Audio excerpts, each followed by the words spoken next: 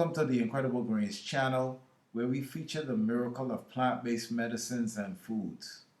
The opinions shared do not always reflect those of this channel, but are for the purpose of research and discussion. The general anti-cancer properties of glucosinolates and their metabolites, isothiocyanates, are pretty well established, which is one reason why many studies looking into the effects of cruciferous vegetables specifically look at cancer incidence. What's interesting, however, is the effect cruciferous vegetables have on cardiovascular risk factors. Remember that study I mentioned earlier that showed a 22% reduction in all-cause mortality for the highest quintile of cruciferous vegetable consumption? It turns out the reduced risk of death was mostly associated with reduction in death from cardiovascular disease, which is still the #1 killer in the United States, which may be surprising since we spent so much time talking about the number of cancer studies floating around out there. In fact, multiple studies have found that people that eat a higher quantity of cruciferous vegetables have a lower risk of cardiovascular disease, heart attack, and stroke compared to those with a lower intake. But better still is actually measuring the strength of this effect. One study in people with type 2 diabetes showed that it's possible to actually drive real changes in biomarkers that are predictive of future heart disease.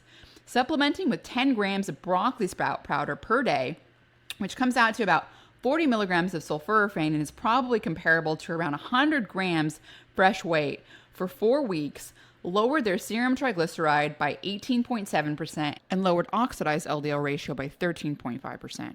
Overall, this reduced trial participants' atherogenic index by just over 50%, which is a measure of cardiovascular disease that incorporates a wide variety of factors. Not to mention, they also had a nearly 20% drop in fasting blood sugar, which is a pretty darn good thing if you're a type 2 diabetic. Other studies using fresh sprouts, but with a similar effective dose of sulforaphane, have also demonstrated anti-atherogenic effects. There are likely multiple mechanisms by which sulforaphane and cruciferous vegetables in general positively affect cardiovascular health. One of the most important ones goes back to the genetic pathway we mentioned earlier, the same one responsible for activating those phase 2 detoxification enzymes, which is NRF2. And that is because NRF2 activates antioxidant genes, it activates anti-inflammatory genes, it deactivates inflammatory genes, which all affect cardiovascular health. Sulforaphane has been shown in rat studies to increase antioxidant activity and glutathione expression in endothelial cells that line the blood vessels. It also relaxes smooth muscle cells. Additionally, sulforaphane appears to be able to reduce adhesive molecules that are a part of the atherogenic state that drives heart disease, such as E-selectin, which is a cell adhesion molecule expressed only in endothelial cells and activated by inflammatory cytokines. Studies like these ultimately help give us some insights into what might be happening at a mechanistic level to drive these larger associations at a population level that are being seen between reductions in heart disease risk and consumption of cruciferous vegetables.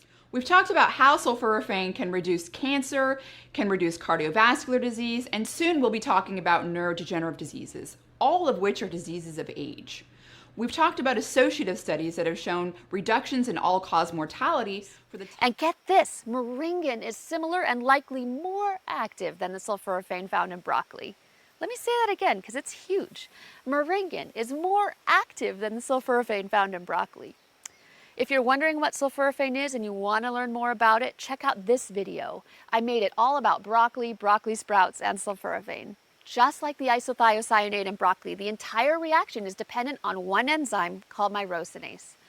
Both myrosinase and glucomoringin are stored in the moringa plant, but they're stored in separate compartments. The enzymatic reaction occurs when these little compartments or cell walls are broken down, allowing the two compounds to mix and react with each other.